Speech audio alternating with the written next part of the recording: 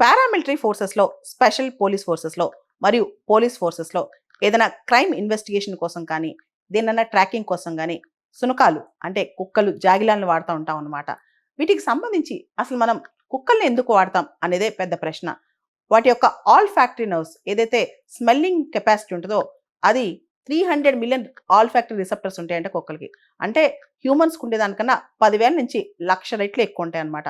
దాంతో పాటు ఇవి ట్రాకింగ్ బాగా చేయగలవు. నార్కోటిక్స్, ఎక్స్‌ప్లోజివ్స్ ఇవన్నీ కూడా అద్భుతంగా ట్రాకింగ్ చేస్తాయి. దాంతో పాటు కుక్కలు బెటర్ హీరింగ్ కెపాసిటీ ఉంటది. అంటే వాటి వినికిడి చాలా బెటర్‌గా ఉంటదనమాట. మనకి ఇనపడిన దానికంటే అంటే మానవులకి ఇనపడిన దానికంటే 4 రెట్లు ఎక్కువగా వాటికి ఇనిపిస్తాయి. అంటే చాలా దూరం సౌండ్స్ కూడా వీటికి ఇనిపిస్తాయి. మనకి ఇనపడినవి కూడా వాటికి ఇనిపిస్తాయి. మనకు కొంత దూరం వినిపించిందనుకోండి వాటికి 4 టైమ్స్ డిస్టెన్స్ అంత ఇనిపిస్తదనమాట. దాని తర్వాత వీటికి నైట్ విజన్ చాలా ఉంటది. రాత్రిపూట కూడా అద్భుతంగా చూడగలవు. రాడ్ సెల్స్ ప్రెజెన్స్ వల్ల చిమ్మ చీకట్లో కూడా వీటికన్నీ కనిపిస్తా ఉంటాయన్నమాట. తర్వాత టేస్ట్ కానీ, స్మెల్ కానీ, హియరింగ్ కానీ అద్భుతంగా ఉంటాయి ఈ కుక్కలకి.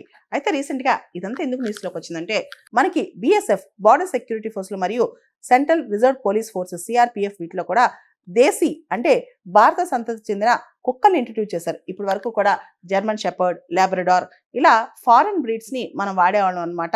పారామిలిటరీ ఫోర్సెస్‌లో, మిలిటరీ ఫోర్సెస్‌లో. అయితే ఇప్పుడు బీఎస్ఎఫ్, సీఆర్‌పీఎఫ్‌లో స్వదేశానికి సంబంధించిన రాంపూర్ హౌండ్, ముధోల్ హౌండ్‌ని వాడుతున్నారనమాట.